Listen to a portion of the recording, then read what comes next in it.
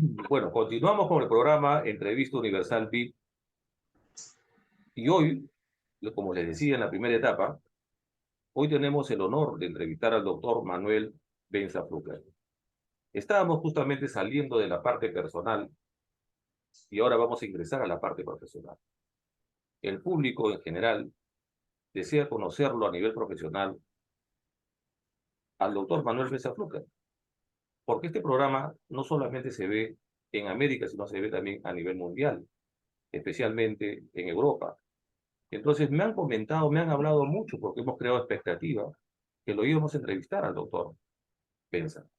Entonces quisiéramos conocerlo ya a nivel profesional. ¿Qué cosa ha estudiado? ¿En qué se ha desempeñado? Y no solamente en qué se ha desempeñado, sino ya en la primera etapa nos contó que había estudiado en Alemania. ¿Qué estudió en Alemania? ¿Y cuáles y de por qué estudió esas profesiones que él tiene? Si no me equivoco, él es economista y también sociólogo. Pero le dejamos la palabra al doctor Manuel Benza Fluker para que nos cuente desde el colegio hacia adelante, ¿cuáles son Ya. esos créditos académicos que tiene? Adelante, Manuel. Bueno, he estudiado profesiones que nunca ejercí y esas son al comienzo. Y esto sirve para que la gente que me está escuchando tenga claridad en cuanto a sus hijos, en las vocaciones de sus hijos. Eh, a mí me dieron absoluta libertad para elegir y yo me presenté a la Universidad Nacional de Ingeniería. Estudié mucho y ingresé. Y es muy difícil ingresar a la primera en la uni. Pero adentro ya estaba en primer año y la gente, los muchachos, los jóvenes estudiantes, mis compañeros, hablaban de números, números, números, números, números, números y números, y nada más. No leían el periódico, hablaban de números, de fórmulas matemáticas y de más números. Salíamos de la clase y en el pasadizo hablábamos de más números. Y tomábamos el ómnibus para ir al centro de Lima y ahí hablaban de números. Entonces, yo que tenía una vocación humanista, que no la había descubierto todavía totalmente, me daba cuenta que yo podía con los números, pero eso no podía ser mi vida entera. Ya estaba dentro de la Universidad de Ingeniería, lo cual era muy difícil, ya lo digo, pero comencé a preguntar en otras facultades si había una posibilidad de hacer otra cosa, que no solamente sean números. Y entonces me enteré que en la Facultad de Arquitectura había esa posibilidad. Era la belleza, el diseño, la creatividad. Así que me presenté al año siguiente a un examen especial de diseño para ser arquitecto. Y, por supuesto, ingresé. Ahí estudié los 5 años de arquitectura. Y era muy feliz al principio, pero justamente el año 63, cuando estaba estudiando arquitectura, no olvidemos que era presidente del Perú el arquitecto Fernando Belaúnde Terry. Correcto. Y lo primero que hizo fue mandar a los alumnos de arquitectura a los distintos rincones del Perú. Y ahí cambió mi manera de ver el mundo y mi manera de ver el Perú también. Entonces, me di cuenta que la arquitectura, la Facultad de Arquitectura de la UNI, era la primera facultad de arquitectura del Perú. No había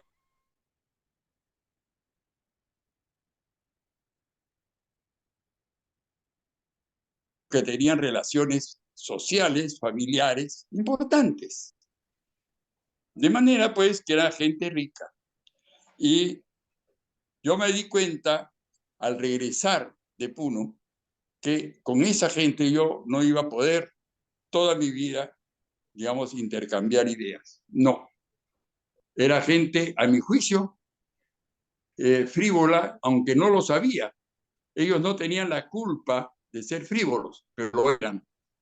Su mundo era una burbuja, ¿ya? Eran la gente de mucho dinero que había logrado, que sus padres habían logrado poner a sus hijos en una profesión que solamente se puede lograr en el Perú con relaciones económicos sociales de alta, digamos, gama. Entonces, me fui aburriendo de los estudios. No me iba mal, pero me fui aburriendo cada vez más. No era solamente los números, era un problema societal.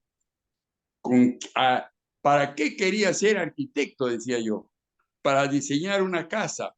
Solamente aquel que puede pagar un arquitecto en Lima, porque el 97% de las casas en el Perú no las diseña un arquitecto, sino un maestro de obra. ¿Ya? De manera, pues, que la carrera no me servía para llenar el alma, que es lo más importante. Y dejé la arquitectura. ¿Eh? Ya no voy a entrar en detalles porque, claro, hubieron 2 o 3 momentos cruciales que me obligaron a tomar esa decisión. Entonces, me presenté a la Universidad Católica para estudiar ciencias sociales. En esa época se estudiaba 6 años ciencias sociales, pero a mí me condonaron 2 por los estudios que tenía en arquitectura y solamente hice 4. Ahí habían 4 facultades: sociología, antropología, ciencia política y economía. Escogí sociología y fui muy feliz esos 4 años. Al terminar esos 4 años, me presenté una beca de la Fundación Konrad Adenauer de Alemania. Y la gané. Me sentí muy bien conmigo mismo porque era muy difícil ganar, pero éramos 50 los postulantes. ¿Ya? Y bueno, esa beca me permitió estudiar en Alemania economía política, que no es lo mismo que economía a solas. La economía política te permite entender mucho más que la economía pura. ¿Ya? La economía pura en el Perú está más dirigida a la microeconomía. En cambio, la economía política es macroeconomía y macropolítica combinada. ¿Ya? Entonces, eso fue lo que estudié en Bielefeld. Bielefeld es una gran universidad en Alemania. ¿No? Y ahí estudié eso. Bueno, eh, de regreso, porque yo tenía claro que si yo estudiaba una profesión no era para quedarme en Europa, sino para regresar al Perú. Y bueno, lo único que hice fue regresar. Me regresé en barco. Me acuerdo que había leído una frase que me impactó. Viajar, a ver, un momentito. Una manera de llegar es por avión y una manera de viajar es por barco. Así que me regresé en barco. No solamente porque tenía un enorme cargamento de libros que era imposible traerlos por avión, sino además para conocer varios países, porque un barco va tocando varios países, ¿no? Y así vas conociendo gente de diversas mentalidades. Claro, qué bonito, qué bonito, qué bonito. Fíjate, ¿Cuánto tiempo estuviste en Alemania, Manuel? Cuéntame. ¿Cuántos Bueno, años? 5 años, porque a ver, año y medio digamos, me obligué a mí mismo para aprender alemán de nivel universitario, porque tú puedes aprender alemán en el Goethe-Institut, pero eso no te habilita para estudiar alemán la universidad. en la universidad. ¿Eh? Sí. De manera pues que yo hice las 2 cosas.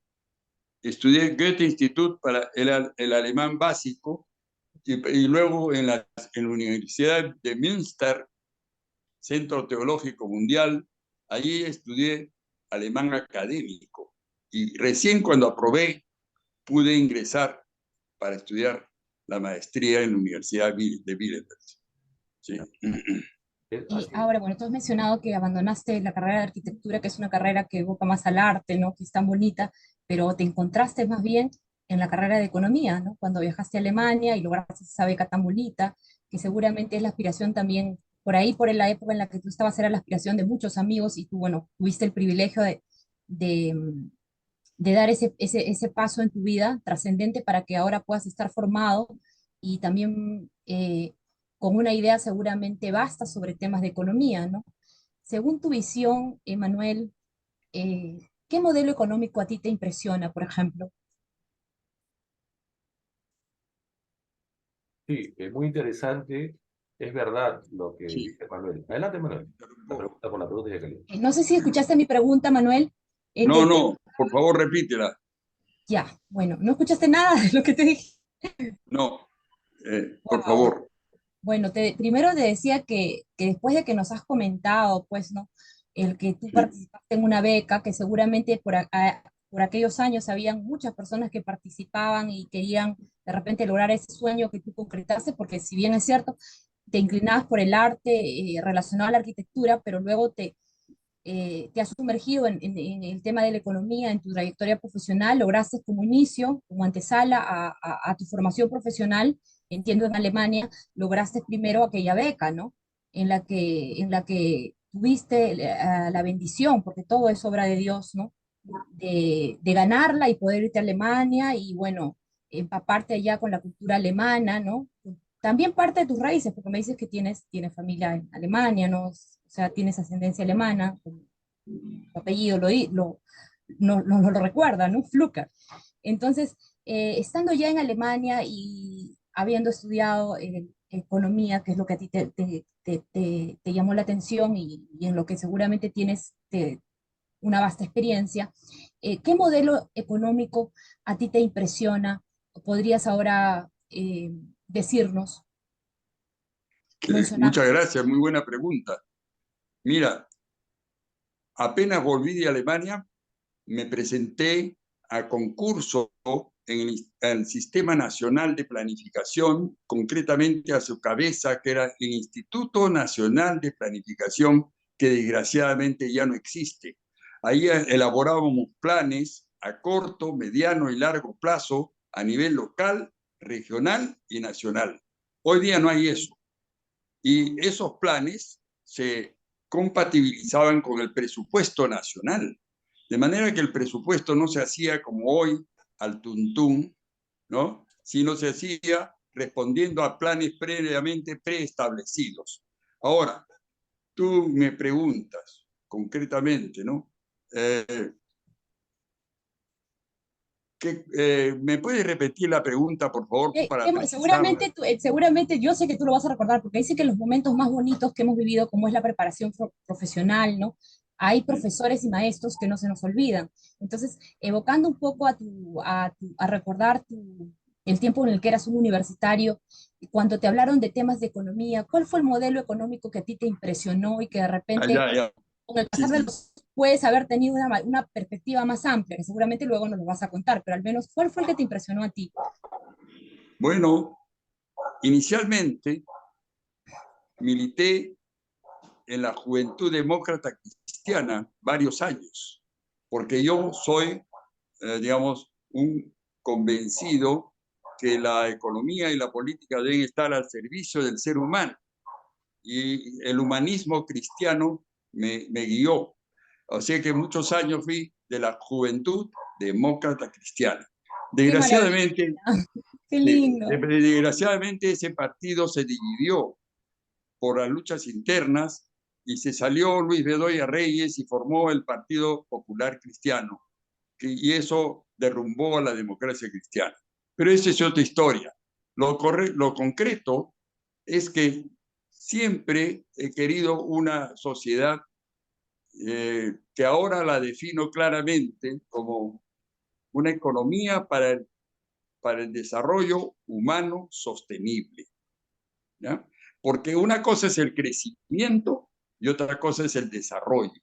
El crecimiento fue permitido y sin duda también impulsado por la actual Constitución durante más de 10 años.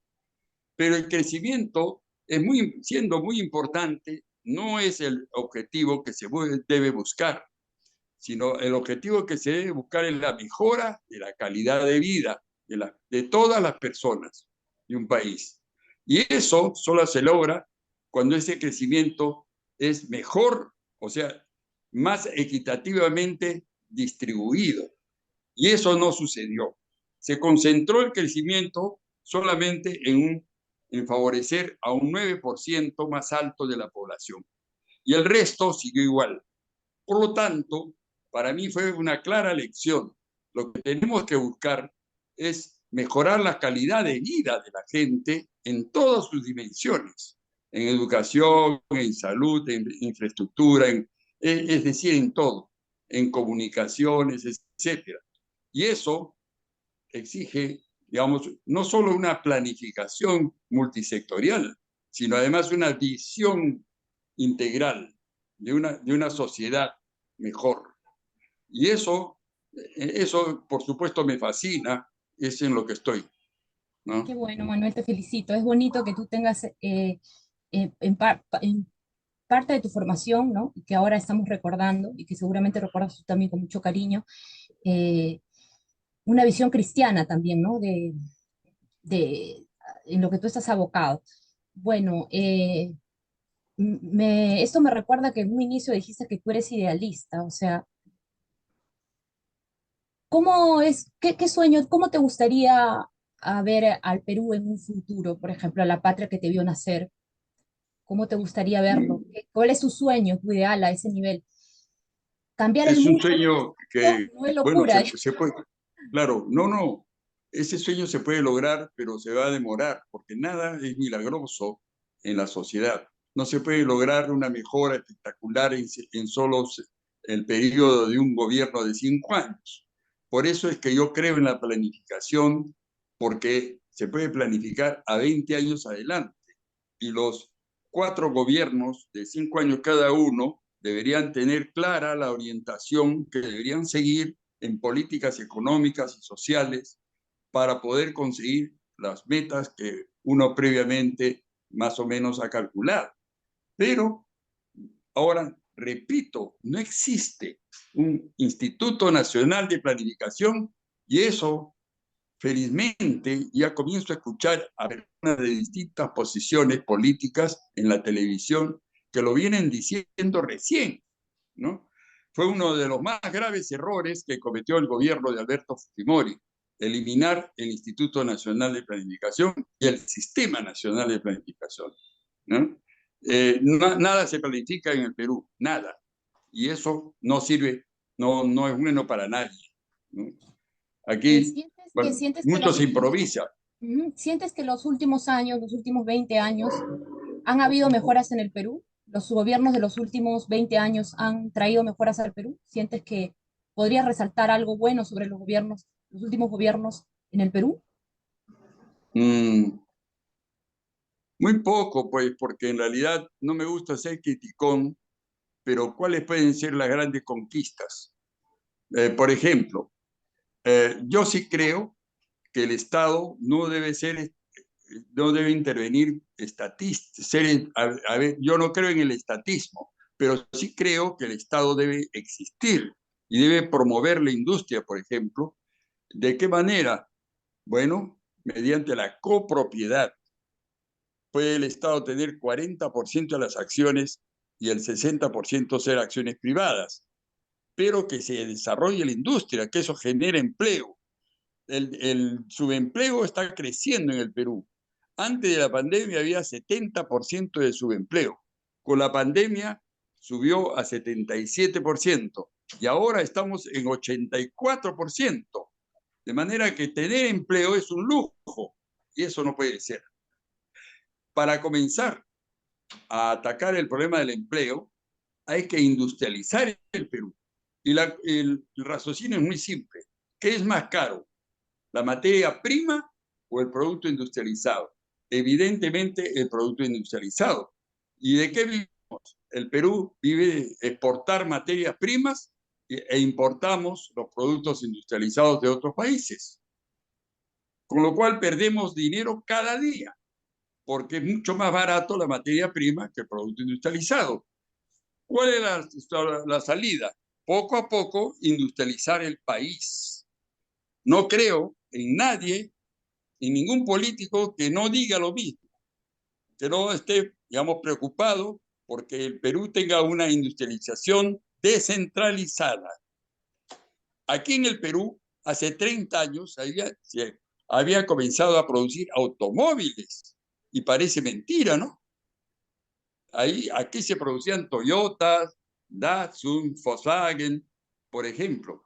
Y Nissan. cada vez se iban reemplazando las piezas y se iban haciendo en el Perú. Eso ya no existe más. Eso no es Claro. bueno para el Perú. Manuel, tú has hablado de que no te gusta ser criticón, pero, por ejemplo, hay modos en los que uno puede hacer un análisis constructivo. Yo creo que con tu trayectoria seguramente tú lo has hecho. Me gustaría mucho que me hables sobre esto, ¿no? Eh, Porque te pregunté y bueno, nuevamente voy a hacerte una repregunta porque sé que tú la puedes, estás en capacidad de contestarla por tu experiencia profesional. ¿Qué crees que le ha faltado, de repente desde otra perspectiva, ¿no? Pero ¿qué crees que qué es lo que le ha faltado a los últimos gobiernos, los 20 años, para que en el Perú haya un verdadero cambio y que gobierno a gobierno se vea que hay una mejora? En los últimos 20 años, te digo, ¿no? No es mucho, en realidad. Voy a decir prácticamente lo mismo. Lo que ha faltado es una visión de desarrollo humano sostenible. No podemos solamente crecer, no, tenemos que desarrollar.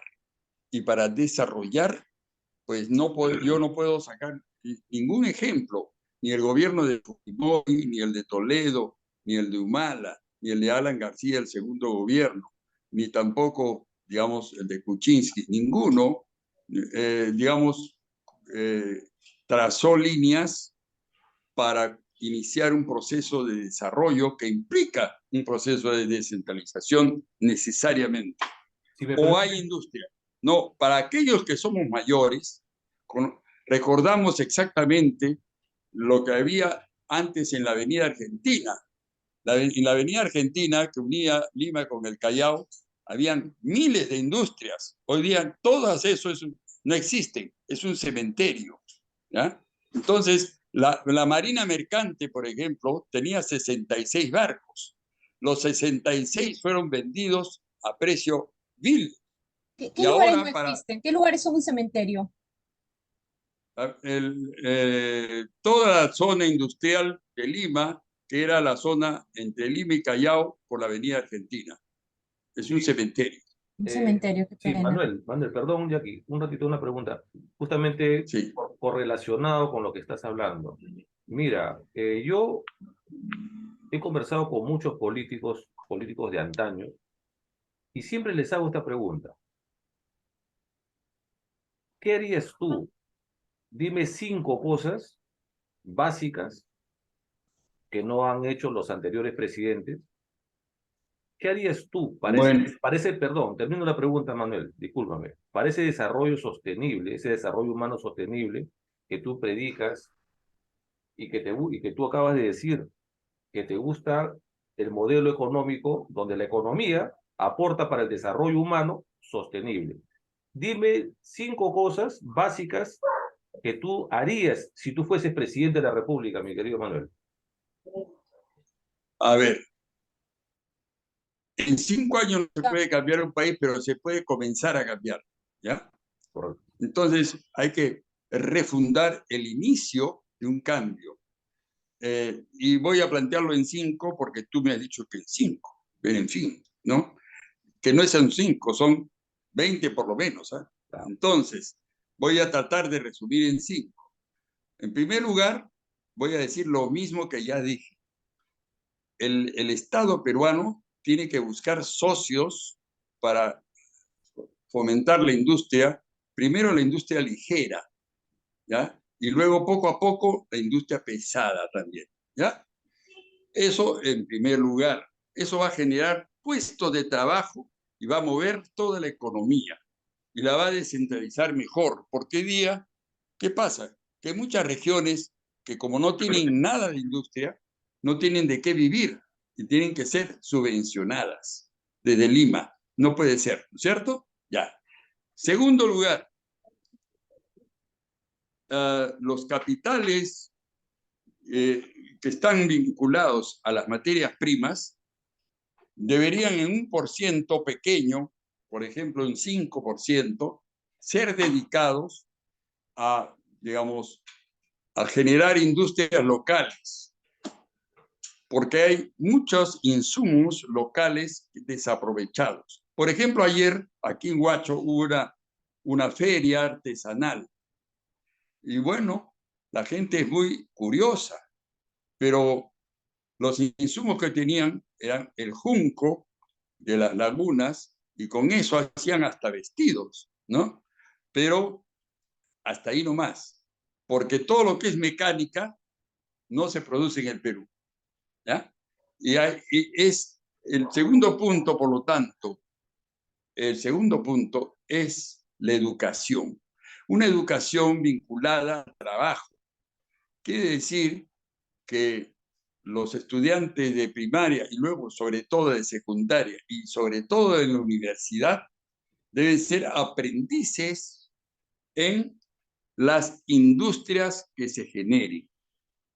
Eso se llama Lehrlinge en Alemania, son los aprendices, ¿ya? Entonces, la gente se acostumbra a trabajar, digamos, en la fábrica, a producir responsablemente y a ser puntual. La puntualidad es un valor que se está perdiendo porque no hay posibilidad de ser puntual. El trabajo no te lo exige, desgraciadamente, ¿eh? El comercio es una cosa, la industria es otra. Por eso, el comercio va a venir después, pero la industria es primero, ¿ya? Y bueno, la educación tiene que vincularse a la producción, en segundo lugar. Tercer lugar, hay que cambiar la Constitución, sin duda. Hay 7 artículos que son las cláusulas pétreas que impiden que el Perú se industrialice. Y yo no quiero entrar al detalle porque eso no es materia de esta invitación, pero también tengo un libro sobre eso, ¿ya? Soy el único peruano quizá que ha hecho un análisis académico de la Constitución actual. Y esta Constitución es privatista. Por eso es que el Estado es nulo. No es por casualidad, es nulo, es un Estado mínimo que solamente existe para la burocracia, pero no existe para producir, ¿ya? Bueno, tercero, tenemos que generar mejor infraestructura portuaria para exportar, ¿eh? No solamente arándanos, paltas, todo eso está muy bien, me parece muy bien, no, para exportar productos manufacturados. Y para eso necesitamos refundar una marina mercante peruana, que para eso tenemos una escuela de formación que se llama Miguel Grau y que queda en Bellavista y que hoy día forma oficiales para marinas mercantes de otros países, porque nos quedamos sin marina mercante. Los 66 barcos mercantes que teníamos fueron vendidos totalmente. Ese es en tercer lugar. En cuarto lugar, eso le daría movimiento a los puertos, ¿ya? Y habría mucha gente que trabajara ahí. ¿Qué más? En cuarto lugar, habría que generar un sistema de salud mucho mejor. Pero para ello, primero que todo, hay que cambiar el artículo 11 de la Constitución, que no genera el derecho a la salud, ¿ya? Que contradice el artículo 7, porque ya genera la libertad al peruano de escoger una clínica privada o un hospital de salud, solo que al hospital de salud no le dan el presupuesto suficiente. Entonces, hay que generar un nuevo sistema de salud que llegue a todos los peruanos, poco a poco, ¿eh? Pero hoy día no existe ese sistema. Prevención y atención de salud, las dos cosas. Y salud mental también, ¿eh? Incluido. Bueno, y la quinta, pues, es la infraestructura, ¿no? La infraestructura no puede ser como ahora, que se escoge a las empresas en un proceso que no es transparente, pues. Y por eso los lobbies se meten y hacen lo que le da la gana. Y en todos los gobiernos hay inmoralidad en la entrega de las licitaciones, pues. Tienen que ser licitaciones absolutamente transparentes. Todo ciudadano debería conocer cómo se hace cada licitación. Y así el dinero de todos los peruanos estaría bien cautelado. Hoy día no lo está, no lo está. Y más bien se presta al robo sistemático. Y la gente ya no cree y esa desmoralización se ha generalizado. Pues hay que moralizar el Perú. Exacto, acabas de decir algo muy interesante y definitivamente esos cambios que tú has mencionado no van a suceder hasta que no existan gente que tenga un concepto claro de la política, porque hay mucho politiquero acá en nuestra patria. Han habido muchos politiqueros, mucha gente que promete y que finalmente defrauda a las personas. Y una constitución que, si bien es cierto, no logra llenar pues, las expectativas de muchas personas. Por eso que muchos están ahorita pidiendo el cambio o una reforma constitucional, ¿no? Entonces, hasta que esto no suceda, y los temas también ligados a la corrupción, porque casi los últimos gobiernos han habido presidentes que lamentablemente han terminado más de uno preso, ¿no? Seguramente, bueno, ahora dice que va a venir ya están haciendo todos los trámites para que venga, para que pueda venir a Perú, Toledo, ¿no? Entonces, frente a estos temas de corrupción, son los que son más resaltantes, ¿no? Los que han tomado el poder hayan hecho cosas constructivas, ¿no? Y se hayan preocupado por estas cosas que tú has mencionado, Manuel, en cinco cosas, pero que dice que definitivamente en tu libro tienes un análisis muy profundo y que resumirlos en cinco aspectos no bastarían, ¿no? Pero al menos has hecho un enfoque claro de lo que, eh, de lo que la gente definitivamente que ahora nos está viendo, seguramente va a resultar bastante enriquecedor el que también puedan profundicen en esos temas, porque en realidad también ahorita la situación que nosotros vivimos, política, ya que tú estás acá presente y también tienes una trayectoria de ese nivel y seguramente conoces a muchos políticos, has mencionado a gente ilustre, ¿no? Que de algún modo han participado en los temas políticos peruanos. Me gustaría, sin más, hacer más preámbulos, ya que estamos hablando de, de política ahora, eh, que me digas cuál es tu criterio nacional sobre lo que vivimos políticamente ahora en el Perú, que definitivamente es Vox Populi en el mundo. Ya, Jacqueline, Bueno, perdón, Jacqueline, vamos a hacer una pausa, por favor, y esa pregunta que les he hecho al doctor lo dejamos para la tercera y última etapa, que viene lo que es la proyección, la visión y proyección hacia el futuro. ¿Ya? Una pequeña No, yo pausa, hablaba de la por favor. política actual, porque como estamos tocando un tema de política, pero bueno, vamos a la pausa y regresamos con la respuesta Ok, entonces. gracias. Volvemos enseguida.